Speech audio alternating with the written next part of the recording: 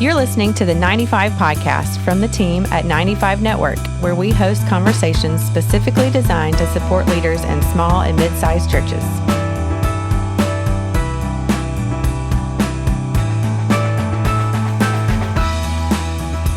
Hey, everybody. Welcome to the 95 Podcast. My name is Carolee Culpepper, and I'm here with Dale Sellers, our executive director. How are you today, Dale? I'm the director of executive. I'm doing really, really good. We're recording this. Now we're about 2 weeks from Christmas. So I want to kind of turn the tables on you today and ask you how you're doing, because you're one of the small kids and everything. Oh, my word. Well, we had probably the busiest weekend for the holidays this past weekend. So I slept like a rock last night, thankfully, and gonna just go for it this week. We'll see. But doing good though. I'm really hoping the week before Christmas we can just kind of settle in and I was gonna say, when does it slow down? Yeah, take some time and just think about the real reason for Christmas. And You mean it's not shopping and Black Friday sales and stuff? Oh my word. Usually I've got my stuff together and I'm all done shopping by now, but I'm not even close. So fingers crossed. Yeah. We'll get to the finish line, right? You'll do fine. Now, you and David, this is your, how long y'all been married? We've been married 9 years. 9 years, and you're a 6-year-old? 6 and 3. Yep. So Christmas changes as the kids get older too. So. Right. But it's so fun right now. Mm-hmm. I never want to forget these memories, because just the magic of it all is really fun. And as I mentioned to you before, it's really fun with kids, but man, when you have grandkids, different world. Yeah. Yeah. I bought Sienna. I think this was for her birthday, not Christmas, but I bought her a little John Deere tractor one year. Oh, fun. How cute. So my daughter-in-law, my son-in-law has 3 brothers. So he grew up there were 4 boys, and my daughter, Tiffany, we had 3 girls. And so when I got her, I think it was her 1-year-old birthday, when I got her that tractor, her TJ, my son-in-law's dad, comes and he brings a really fancy, I can't think of the name of it, but one of these real fancy dolls and flowers. and I bought her a John Deere tractor that she could get on it. Her legs couldn't reach the pedals yet. And he goes, wow, he says that this says it all, don't it? You raise daughters and you get her a tractor. And I raised boys and I gave her flowers. But anyway, I thought, hey, she's going to be very well-rounded though, right? She can't wait to go deer hunting with me. And actually this year she's 4. She gets to go to the river. We're going to take her to the river fishing this year. Oh, how fun. Oh yeah. That'll be great. My girls grew up fishing, and all that is kind of a good segue, a good lead into our guest today. We've got with us Wendell Morton. Wendell is from somewhere in Colorado. Wendell, how you doing? Tell us where you're from. Hey, I'm doing great. Thanks for the opportunity. Mm-hmm. I'm in Littleton, Colorado, which is southwest corner of Denver, and been here since 1994. Where was grown up here? I was going to say, where did you grow up? Obviously, if you haven't been since 94. Yeah, so I'm not sure I'm grown up yet, but I got older in just south of Portland, Oregon, a little town called Canby. Actually, okay. So you're from Oregon, a little town, and so and you got to Colorado. So you're moving towards South Carolina like everybody else. Is that right? Trying to get warmer, especially if you're there in the wintertime. Yeah. Well, I had an opportunity to connect with you through our friend Chuck Stecker a few weeks ago, and actually we're gonna have Chuck on the podcast in January. We're gonna record him then, but he introduced me to you, and you and I had a chance to talk, and I found out you have a tremendous passion for men's ministry, and so we want to talk a lot about that today. But before we do, take a few moments and kind of share with us your story. Who is Wendell, and what do you do, and what your passion is, and then we'll kind of dive into the ministry. Absolutely. So like I said, I grew up on a little town, little farm, just south of Portland, Oregon, and Christian parents, absolutely phenomenal. I am adopted, so it's kind of a fun story as you develop your life to figure out, what your heritage was, and it doesn't really matter for who you are now, and depending on how you were raised. And so, but a fun story. I've reconnected with my biological family in my mid-30s, and I've had a great relationship with them. Oh, wow. 2 of them will come to the Lord. They did not know Jesus before we connected. and have over the years been able to reconnect some of them back to their roots. My biological grandmother was a solid believer and prayed for her family, but they went a lot of different directions. So it was God's hand that took me to where I was raised, with wonderful family and good spiritual background, good roots, and I'm very appreciative of how God has worked in my life. Psalm 139, 13-16 are my verses that say, that I was formed in my mother's womb, and before any day was, he knew every one of them. And so I've counted on that as I've lived my life and progressed. So out of, I'll shorten the story, but out of high school, I went to Bible college and then back to my home church 3 years later to be on staff there. I was there for 5 years, just kind of a great experience. Then went down to Flagstaff, spent some time there, and finished a second master's degree while I was there. Marriage hit the skids at that point, and so spent a little bit of time trying to reconnect and put that back together, which successfully that time, unfortunately not for long term. But from there, then I went into a large church in Portland called New Hope Community Church under a guy by the name of Dale Galloway, and spent time doing groups and men. And those were the two things that really was my passion, because it's about relationships. If you don't have the solid relationships in your life, with some accountability, with some regularity, with somebody looking you in the eyeball, things can go south pretty quickly. And we had a great time there. Connected with an organization called Promise Keepers, because I was trying to do some stuff with men, and actually brought them to Portland.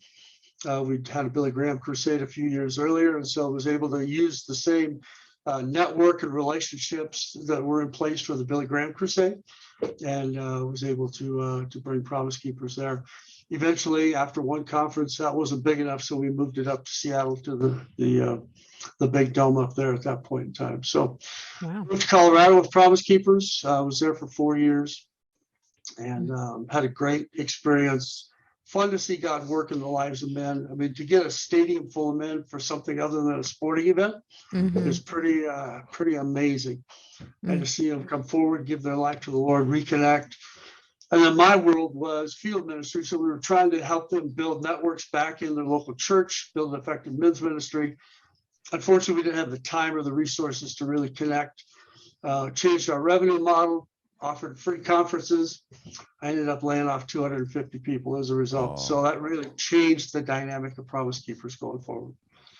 I did go through a divorce at that point, stepped out of ministry, went into corporate America, was there 23 years, thought I'd be there 2, 3, 4, maybe 5 years.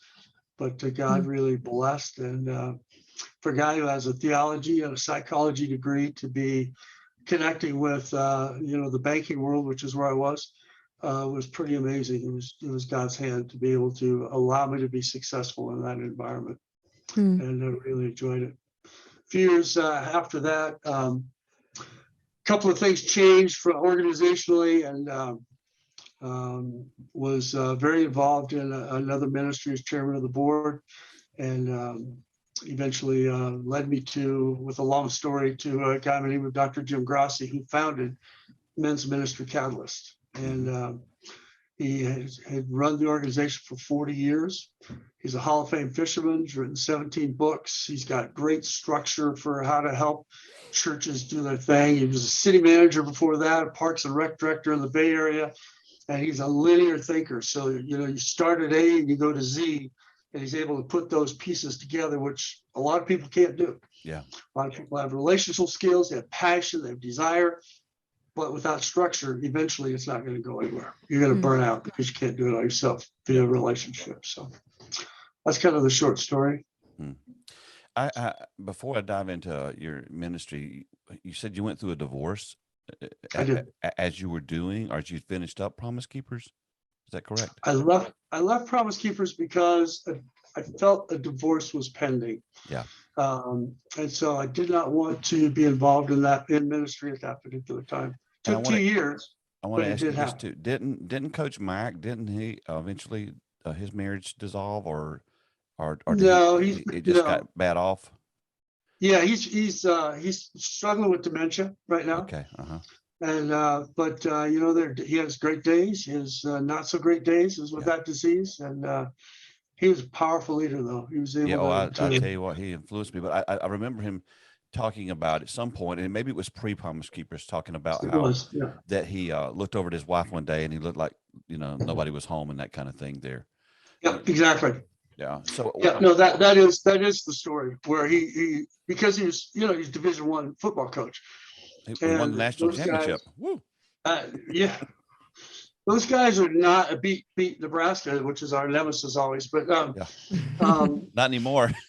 Not anymore. Neither school is very powerful anymore in terms of football.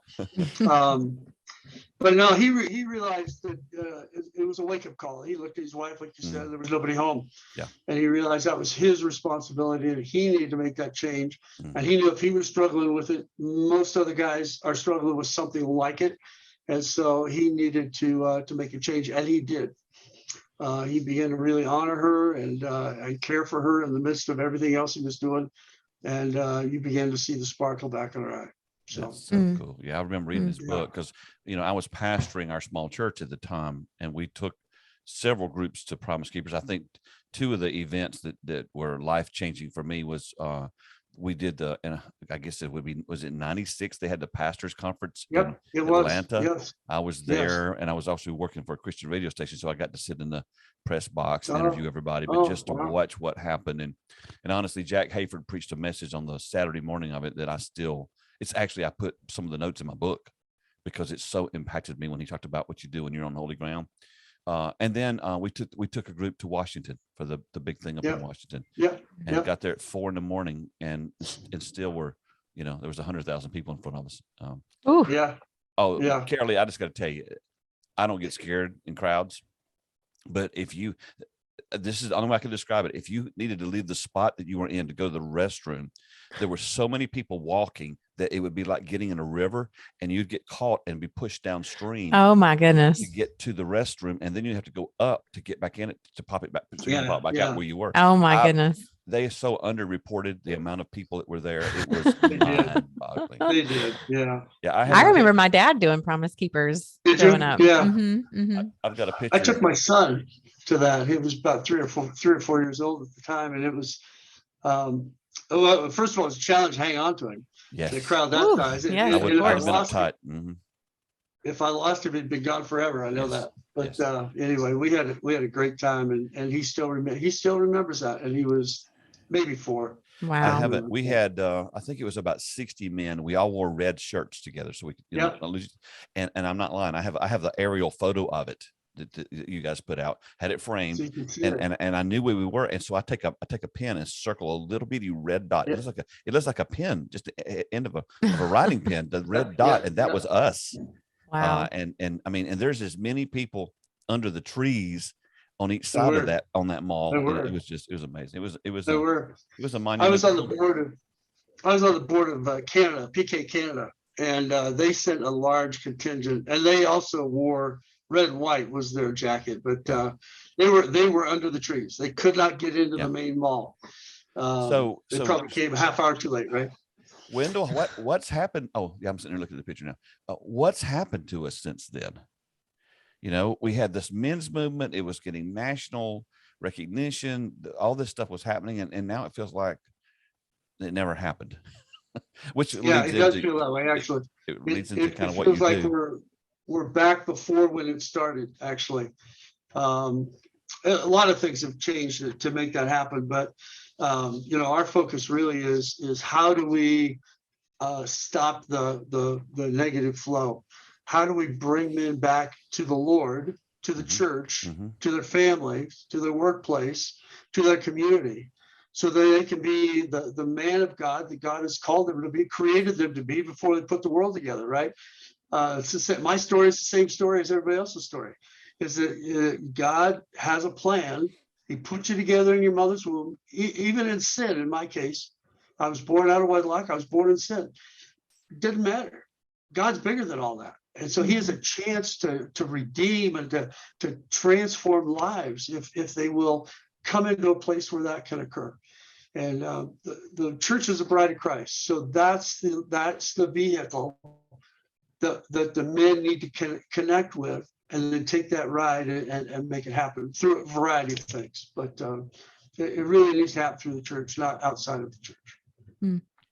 How do you get men into the church to start that process? That it's everything. That's a great question. Everything comes down to a relationship. And somebody has to be in their life in such a way that they understand that they have a chance to do something that is born into their DNA and puts them back in where they need to be. I mean, they're searching for it in all the wrong places. Money, sex, power. I mean, the big three lusts, right? That kind of move men away from what God really intended. None of those things are bad, but they're looking for fulfillment in those things alone, instead of having God come into their life in such a way that their life can be transformed. And then if God blesses them with money, that's a great thing, but that's not their God anymore. If God blesses them with power, that's a great thing, but that's not their God. And their natural pursuit of a sexual relationship can be within the bonds of marriage, and it's an absolutely beautiful thing. Outside of marriage, it's empty. It doesn't fulfill. And those things are what most men are struggling with at some level. So dive in a little bit and tell us about their ministry, the men's ministry Catalyst, and how it. First of all, we want to know a little bit about who it is and what it is, and then we want to talk some about how it can help solve the problems of what you just addressed. Yeah. So Men's Ministry Catalyst was founded by a guy by the name of Dr. Jim Grassi. He was at that time actually Parks and Rec director in the Bay Area. He went to a Jim Dobson conference, and he recognized out of that family conference that he was a total failure. He was searching for success, not significance, and he was not pouring himself into the life of his family. He was trying to get up the ladder. And that's, again, every man's story in some fashion, right? And then, God really transformed him in that one conference he was at. And he looked at his wife, it's kind of the Coach Mack story, and she was empty. Looked at his two boys, and they were being raised by their mom with still being married in the home. And so he changed his life and said, you know what? This is, again, every man's story. We're searching for something, but it's all in the wrong place. And so he left Parks and Rec, took a small city as a manager, and began to pour himself into those people. At that time, he was also a Hall of Fame fisherman, which there's only 385 in the world, by the way. So that's pretty significant. And he could garner crowds. So he'd go to an exposition like a sports show, and he'd have a big booth. They'd give him huge space in the exhibit hall. On Sundays before they would open, he'd hold a chapel, and he'd share the gospel with these people, and many would come to know the Lord. I mean, his primary gift of evangelism. So when he spoke and the Holy Spirit blessed, it really made a difference. That was just how it began. Then he realized, what am I going to do with these people? I'm doing expos all over the United States, actually all over the world. He's been to New Zealand 17 times, mostly on the dime of New Zealand, trying to build, business and whatnot there. But he had people coming to the Lord, and he couldn't do anything. What do I do with them? I can't connect. So that's where the local church came in. The ministry actually started as Let's Go Fishing, is how it actually started, using his. You already gifts. got me, man. I know you're in. You're in. I've been in since I didn't even know we had a Hall of Fame of fishermen. I just want to know how to get in it. There you go. Absolutely. And if you ever go to Coeur d'Alene, Idaho, Jim will take you out in his boat, by the way, that was given to him. It's got his name on it. And the vendors have been very, very kind to him. Can we set that up after this podcast? Absolutely. You got it. Got a lifelong fan over here. Yep. I'm not a great fisherman, but I caught fish on his boat. It's amazing how that works. It's fun. And then again, as it transformed, you realize without some network of relationships, these guys are going to go right back doing what they were doing. Yep. because they don't have an ability to move forward. And that's when he began to write the books and support the men from a content perspective, and then try to dig in and connect with local churches and see what else they could do to make that happen. What era was this when it began? What time-wise, date-wise? 40 years ago. Wow. This was our 40th anniversary this last September, and started in the Bay Area of California, San Francisco Bay Area. He lived in East Oakland and grew up in a tough neighborhood, and started working early. I mean, he's a pretty amazing man, and what God has done in his life, and how he's been able to transform. He moved to Coeur d'Alene about 23 years ago. So he's been up there helping build ministries there. He would do, if anybody listening understands the Iron Sharpens Iron conferences, he would do those up and down the West Coast. He was a primary facilitator of those, helping churches and men's groups develop effective dynamic ministries within the context of their local church. So it's been a fun journey for him. So what do you do with your ministry, and how do you help other churches begin their men's ministries? Yeah. So using my background as a pastor, working in men's ministry, moving to Promise Keepers, understanding that, knowing my own personal journey, which is, again, almost every man's story in some form or fashion. We really try to reach out and connect with pastors who have a desire to affect their men. Unfortunately, more than a third of the pastors are afraid of their guys, especially guys who are high performers, alpha kind of men. Pastors, many of them went to high school, college, seminary, right into the ministry, and have not connected with men the way that some have. I'm specifically talking about churches that are 250 or under. The ones that typically really struggle with that. But those who are not afraid of their men, they want them around. They want the Aaron and Hur kind of model, holding their hands up in prayer and support and encouragement. And so that's really the focus. So the first issue we have to deal with is finding pastors who are not afraid of their men, who want more than one quote Bible study and a once a month Saturday morning breakfast. They want, because that doesn't transform lives, by the way. The Bible study may, Saturday morning breakfast doesn't. It's a catalytic event to try to encourage men in their journey. But it's one step, a very important step of the process, but it's only a piece of the process. So we have a 6-step engagement model that we use, and I think I sent that to you, Dale. You probably have that somewhere. But really, it starts with, and if you want me to go through it, I can go through it in just a handful of minutes. Absolutely. But it's an important piece, a very important factor. Starts with the pastor's vision. I mean, you don't build programs apart from where you're trying to go with the church. Absolutely. And so you really have to know, what is the vision of the pastor? That is also a challenge sometimes, because many pastors don't have clear vision on what they're trying to accomplish. And if they don't know, it's really hard to get men to come around them and go with them, because men like to go somewhere, do something. They're action oriented by nature, not relational oriented, but they are action or task oriented by nature.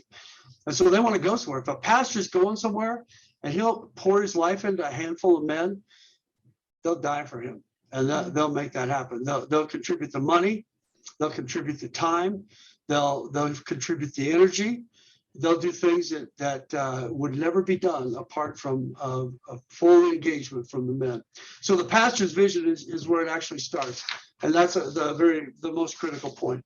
Then he needs to develop a group around him, a men's council, an advisory board, call it whatever you want to call it. The lingo isn't really what matters. But there's got to be a handful of guys who can help build out this ministry. Usually what happens is, in a smaller church, you get one guy who says, I'm in, let's go.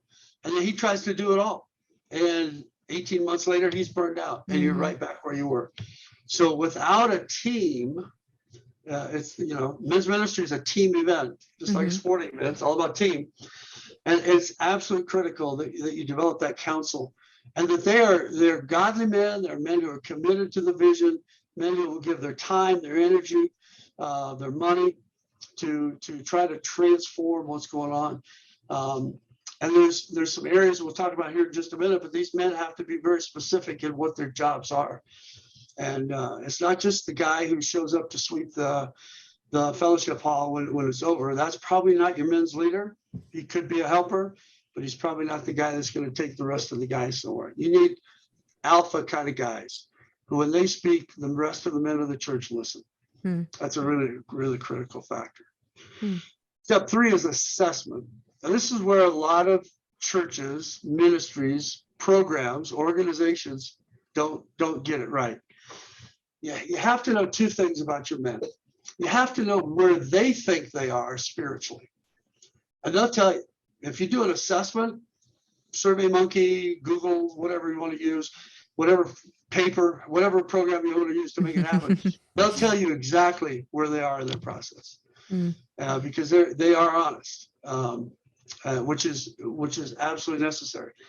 And then the second thing is, what's their social appetite? What do they like to do? They like to fish like Dale? They like to go hunting? They like to play golf? Like Dale? Like Dale? All those things? Do they like to go hiking? Do they have motorcycle Not like Dale. club? A bicycle club, yeah. An exercise club. Oh, wait a minute. Now you're going in the wrong direction. Now I'm preaching. I'm sorry. I'll get off my sermon here in a minute. But you have to understand where they are so that you can help build the activities that they say, I'm in. If they all like to fish and nobody likes to golf, but you're trying to create golf, it's not going to happen, right? So same thing in spiritual life. They're going to identify where their needs are. I need to learn how to share my faith. I need to learn how to have a daily devotion. I need to learn how to parent my children spiritually. I need to learn how to serve my wife and love her the way God intended. So she doesn't have that blank stare that Lindy had, that Coach Mack talked about. Those are so critical in the process. And they'll tell you that if you give them the opportunity. Once those things occur and you know both sides of that, then your men's council can begin to engage and build an action plan that is based on data. The other piece that we often miss is what's going on in our community. Are the men blue collar? Are they white collar? Are they a combination? Are they executive level? Are they hourly workers? Who are the men in our community? What's the divorce rate in the community? What is going on with 12-step programs? I mean, do an assessment of the community as well, so that you can utilize resources or you can be a resource, one of the two. And the best way a church can grow, this is not men's ministry, but the best way a church can grow is to serve the community. And most of the times the church purely is in it to serve themselves, and they forget who, you use a marketing term, they forget who the customer is. Yeah. Customers, those who are not yet in it, not the ones who are there. And that's a real critical factor to building it. So start with a vision. You put a group of guys together who are committed to make it happen. You do an assessment. Out of that assessment, you develop step 4, which is your action plan. Your 12 to 24-month plan. If you're going to have a retreat or an advance or a weekend to remember, whatever you want to call them, what is it that we need to accomplish based on the survey and based on their desires? Those 2 things, because then what will happen is guys will pull in other guys that aren't church, guys at workplace, guys in the community.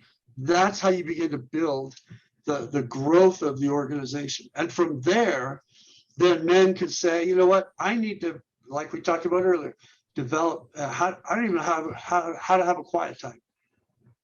I don't know how to, pick up my Bible and do what with it? Where do I start? I don't even know where to start, right? It's a big book. Don't know what to do. So is it a verse a day? Is it a daily devotional? Is it learning how to journal? What is it? But that's what begins to transform lives. So out of the action plan, you develop that. Ministry teams is step 5. And it's really focused on 3 things. A communications team. Guys need a minimum of 3 invites before they show up anywhere. I don't know why that is, but it's the facts. Is it the same with women, or do you know, or is it just guys? Women are not the same. You could say, hey, y'all, let's I'm using the Southern accent. Hey, y'all, let's get together. You fit right in. And let's have a cup of coffee somewhere. And you'll have table for 6 and 12 women will show up. I mean, it's natural because you're relational. Relational. By Mhm. nature. By nature. I mean, And men aren't. that's what it is. Yeah. Men are not. They want to be, but they're not. Hmm. They want to be, but they're not. So communications team. You got to have, how are you going to communicate with these guys? Is it text, email, flyers when they walk in the door? And the answer is yes, all of the above. You're going to get them any way you can. You're going to get the communication team's going to get on the phone. Say, hey, haven't seen you the last couple. I'd love to see you this coming Saturday morning. Or let's get together for lunch, whatever it is. But you got to keep the communication team reaches out and tries to pull in the men, however it is. You need a discipleship team. That team is all about developing the content. On the other side of, the spiritual side of the ledger we talked about on the assessment, you need to develop, well, how are we going to meet those needs? What is our small group content going to be? What is if we're doing a Bible study or Saturday morning or once a month, what is that content? So that it's developing men and not just throwing something and say, hey, let's get together on Saturday morning. Because I would say, for what? I mean, most guys are, for what? So you have to have the what really being answered. So discipleship, communications, and then you need some kind of a service team. This is where you develop your program for how am I going to reach the community? It could be a mission trip to some other country, but it's most effective because you get more guys if you do something locally. Are we going to serve single mothers? Are we going to do a habitat build? Are we going to support another ministry in the inner city? What is it we're going to do that will help give our lives away in service? And as we serve the community and meet the needs of the community responds. They respond every time. Smaller church, big church, doesn't matter. They respond. And that's, again, one of the ways that you build. Step 6 is the one most people never do. They follow up, evaluate and follow up. You have to know that if I had a Saturday morning breakfast, did we hit the mark? Was the food good? Did we have guys greeting? Did we make sure we reached out to the new people? Was the content good? Did the speaker hit the mark or did the speaker miss completely? Those things are absolutely critical. And evaluate. We do it in corporate America. Why don't we do it in the church? We could do a whole podcast on that. We could, probably should. So, Wendell, most of who we focus on at 95 Network or this podcast is for is the small and the mid-sized church. Absolutely. Have you seen this work in those settings? Yeah, we have 1,000, about 1,100 actually churches on our mailing list of people we've connected with in one form or another over the last 40 years. I've seen this program work. I didn't know it existed in the 6-step plan, but that's what I used for the most part. Didn't do the assessment, which is shame on me. It's like, duh. But we had a group of guys who were together who thought they knew the other guys. And sometimes we hit the mark, sometimes we didn't. But most of the time, this is where it works most effectively. You get into larger churches who have staff that are leading the men's ministry. They want to do their own thing. But the smaller churches are the ones who need the help because they need the outside support. They may not have anybody internally. An alpha guy wants to go where? Do what? How do I make it work? How do I get from here to there? And if they've never done it before, it's challenging. And men are often intimidated spiritually because they don't feel like they are as successful spiritually as they are successful in their jobs or in the world or in the community or in their sport or in their hobby. They're very successful there. They get very intimidated when you move into the spiritual world. Why do you think that is? Why do they get intimidated spiritually? Well, that's a great question. Part of the reason I think is because there's some things missing in their life. Part of it's because they've never been trained in that area. Part of it is there may be sin that needs to get taken care of. They're intimidated by their wife because she goes to every Bible study, every women's meeting. She studies her Bible every morning or every evening or every noon, whatever it is. And he gets up at 5 and leaves the house at 6 and doesn't come home, and he doesn't do that. So they're missing some of the disciplines that are absolutely essential to build confidence as a spiritual leader. He's afraid to look his wife in the eye and say, hey, let's pray together. That's a challenge. That's a big challenge. That's a challenge for pastors, let alone the average Joe sitting in the pew. Why, Wendell? Why is that? It seems like such a simple thing to do, but why is it hard to do that? Well, it's an intimacy level that many guys are uncomfortable with, but want. They desire it. This is what I want, but they're uncomfortable with that level of intimacy. That's not their strong suit. Again, the strong suit is, let's go, invade Iraq. I mean, that's their strong suit, right? Seriously. Whatever it is, give me a task, tell me how to get there, and I'll get it done. Sitting and talking with your wife and having prayer is a different level of intimacy. And it takes the other side of the guy who's willing to step into that and be vulnerable. And know that at times when that intimacy level hits, at times there's going to be some conflict because you're going to get challenged. Your wife is going to say things to you you may or may not want to hear.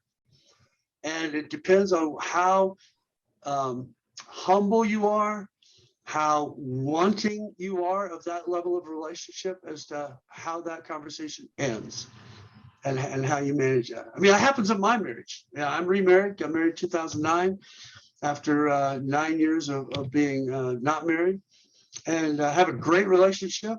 But there's a lot of give and take. There's a challenge, and I want it. I need it. Otherwise, I become like back to Washington, D.C., where you kind of go with the crowd. And in that case, crowd was going in the right direction. Most cases, the crowd's going in the wrong direction. And so you have to be willing to do that and to stay in there. Man, there's 55 questions I want to ask you, and we don't have that much time. So one of the huge things is, don't you think the biggest thing is we are not discipled in this at all? Never, not 100%. It's foreign territory. It's completely foreign. And pastors learn how to preach. They learn how to pastor, but they don't learn how to lead, number one, and lead men, number two. Yeah. And so that's not part of their seminary training often. And unless they're willing to be mentored themselves, it's hard for them to grow into that. So from a 95 network perspective, that should be our first offering, is to connect people with you, pastors with you, just so you can help mentor them. Because again, one of my other questions I've got to get back to is this thing about pastors being intimidated.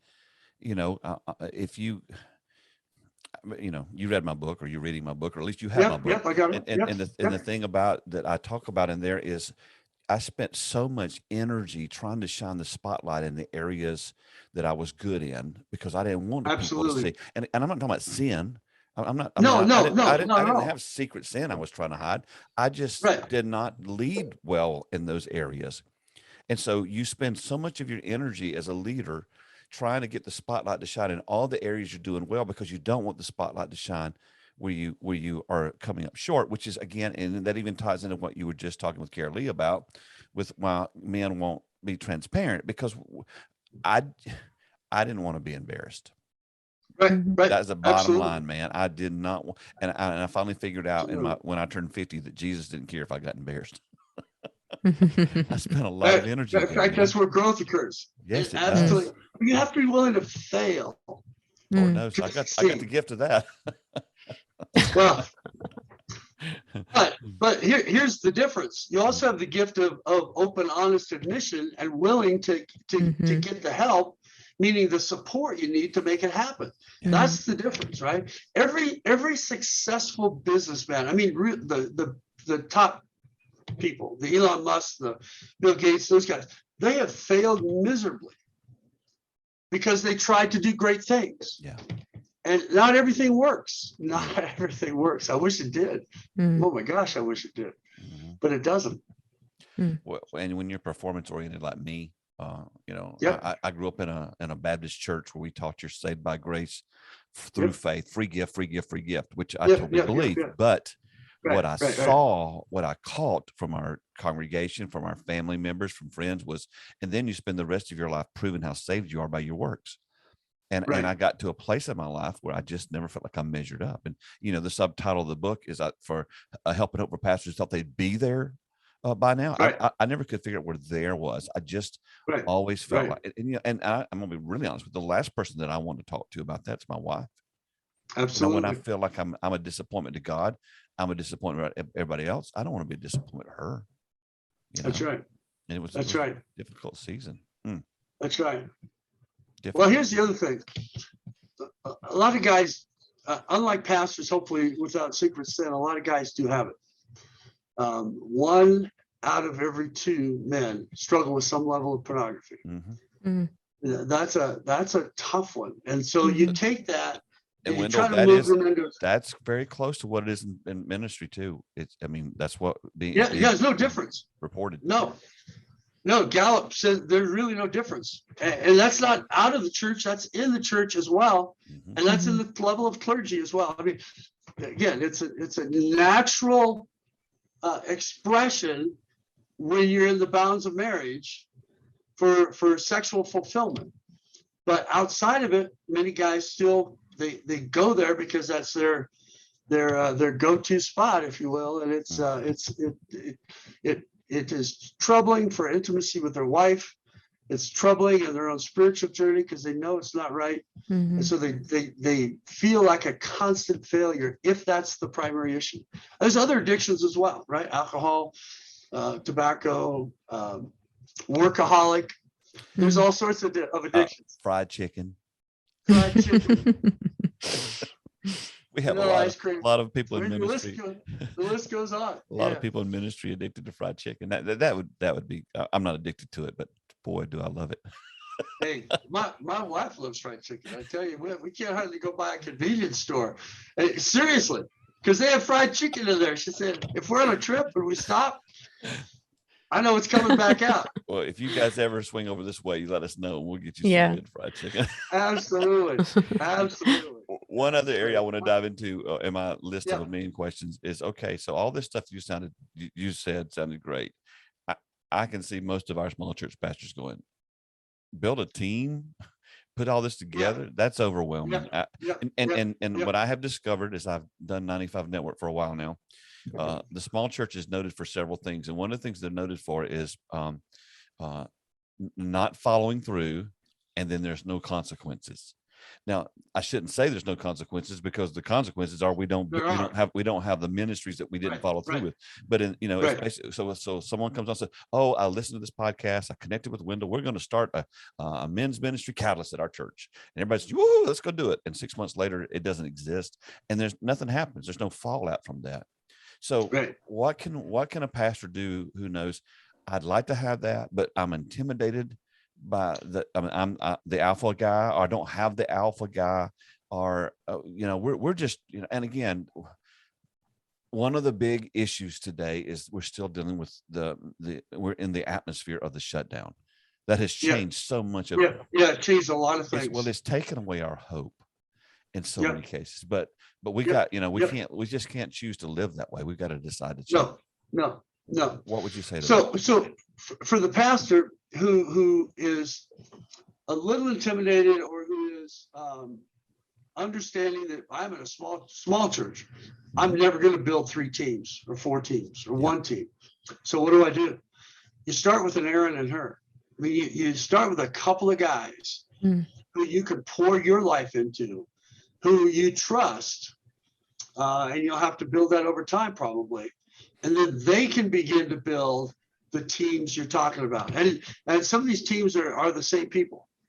It's the same small council that you put together that then works through the discipleship, the assessments, the communications, the service. They may all be the same guys. Instead of breaking up into 3 or 4 teams, you might have 1 team that focuses, a monthly meeting where you're just organizing. All right, what are we going to do for discipleship? What are we going to do for service? What are we going to do for communication? How are we going to reach out to our men? So it doesn't take, and I'm working with some very small churches right now personally, because I wanted to get at the grassroots level to make sure that what we're doing still works. And so I'm working with a handful of pastors who are trying to build this. And here's the other problem is, or the challenge is, They already have programs for the rest of the year. Now we're at the end of the year, so it's easy, but they've got programs already into 2022. So it's going to take time to begin to integrate some of this stuff into what they're already doing. And I never recommend that you scrap or cancel what you're doing. I recommend you start to turn the ship to the direction you want to go slowly, and let it happen. Any radical change, other than being saved by grace, that's the only radical change that can stick. The rest of the radical changes often fall off, to your point, Dale, what you were talking about earlier. So build a team, if it's one or two, Aaron and her, people that come around beside you, really support you, and then let it go from there. And start small and begin to progress. That's the only journey. 1,000 miles starts with first step. You got to get started. The next right step. I love that. In closing, this has been so informative, and I just think about my husband actually, and how he got involved in a small group about 5 years ago, and just the incredible change that led from his life into my life, and then into my kids' lives. Absolutely. And just how it's changed the entire dynamic of our house, for the good. And, him being involved in that has just been a catalyst for so many good things, it's a great story in our life. So we want to ask this question, Carolee. So what got David involved? There you go. Well, so the first few years of our marriage, I think I've probably talked about this before, but we just couldn't find a church home. Yes. I mean, that's actually something that's really challenging too. Can be, So we just we visited from church to church. Transparently, we probably could have been more committed ourselves and like really finding somewhere. Well, you were in your 20s. But also, but it really took, us kind of hitting a spot in our marriage that was kind of tough. David, with him, some personal things that were really tough. And he finally just got to the point, he was like, I got to reach out to somebody. And we had gotten involved in our church within that last year. And there was just a team of guys that really just wrapped their arms around him and was like, come on, like we're going to walk through this with you. And that's kind of what it took. It really took, like you said, it wasn't the whole church, just a couple of guys saying, this is, we're here for you. Yeah. So that was huge for us. Great story. Love it. Yeah. Thanks for sharing that. But wrapping up, talking about small and mid-sized church pastors and how to start this kind of stuff. And like you said, with it being a little bit intimidating potentially, what is a word of encouragement or a piece of advice that you would give them today? I would say to be bold. Don't allow fear or intimidation, and the fear is often, I'm going to share some stuff with you, and then it's going to get through the church. It's not going to stay private. It's not going to stay confidential. I'm not, and so that's one of the biggest fears. But really, in order to grow the church, you've got to reach the men, not only in the church, but in the community. And if they'll clarify their vision of what they're really trying to accomplish, that's where it has to start often. Then the guys will come around. The alpha guy will say, I'm in. If he's a strong believer, he wants to do what God wants him to do.